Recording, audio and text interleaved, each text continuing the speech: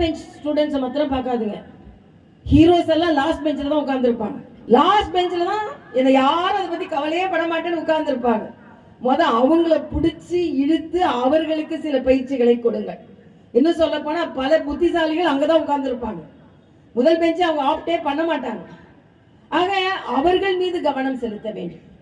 இன்னொன்று நான் அடிக்கடி சொல்வதுண்டு, குழந்தைகளை எப்படி கையாள வேண்டும் என்றால் ஒரு கண்ணாடி டம்ளரை போல கையாள வேண்டும்.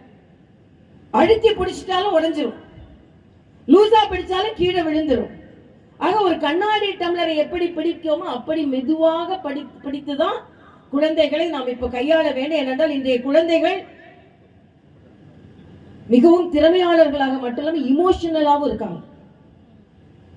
இதை மிக மிக நீங்கள் கவனிக்க வேண்டும். இமோஷனலா இருக்காங்க. இது ரொம்ப முக்கியம். குழந்தைகளை கவனிக்க வேண்டும். ரொம்ப சட்டலா சொன்னார்.